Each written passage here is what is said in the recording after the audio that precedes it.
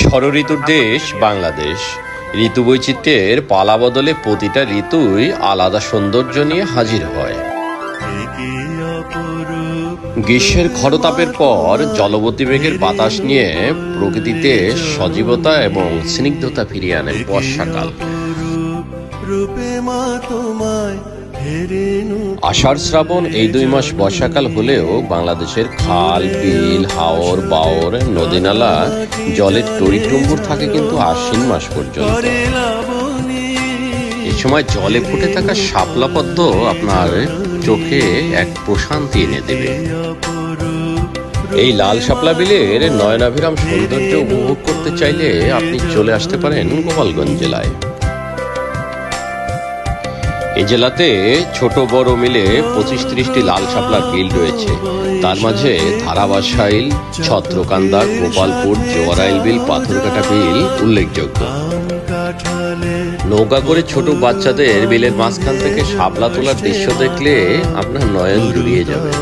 সত্যি অসাধারণ।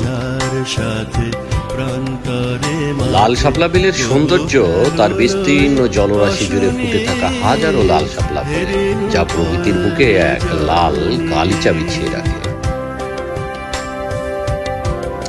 এই সৌন্দর্য কিন্তু বর্ষা এবং শরৎ 2 ঋতুতেই উপভোগ্য। ভোরের স্নিগ্ধ বাতাসে সূর্যোদয়ের আলোয় এক রক্তিম আভা তৈরি করে বিল জুড়ে। যতদূর চোখ যায় শুধু লাল আর লাল। উপরে ঝা চকচকে নীল আকাশ, সাথে পেঁজা তুলোর মতো সাদা মেঘের ভেলা, আর নিচে লাল শাপলার বিছানা। সত্যি অনিন্দ সুন্দর। এই রূপ কাছে এসে দেখতে হয়, দূর থেকে অনুভব করা সম্ভব নয়। বিলের পাড়ের বাড়িগুলো দেখতে একেবারে ছবির মতো মনে হবে। ভোরের সূর্যরশ্মি যখন বিলের পানিতে পড়ে, তখন শাপলা ফুলগুলো মুক্তোর মতো চিকচিক করে। এক নয়নকাড়া দৃশ্য।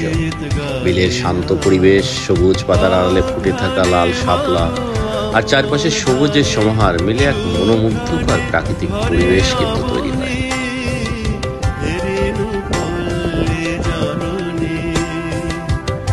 চোখের তৃপ্তিকে যদি পরিপূর্ণতা দিতে চান, তাহলে একটা নৌকা নিয়ে বিলের মাঝখানে চলে যেতে পারেন। চাইলে নিজেও সেখানে শাপলা তুলতে পারেন। এই অনুভূতি নিতে চাইলে আপনাকে কিন্তু বিল পর্যন্ত আসতে হবে। কখনো বা সেখানে দেখবেন ভোরের মৃদুমন্দ হাওয়ায় শাপলা ফুলের মাঝে মধু আহরণ করছে মৌমাছি।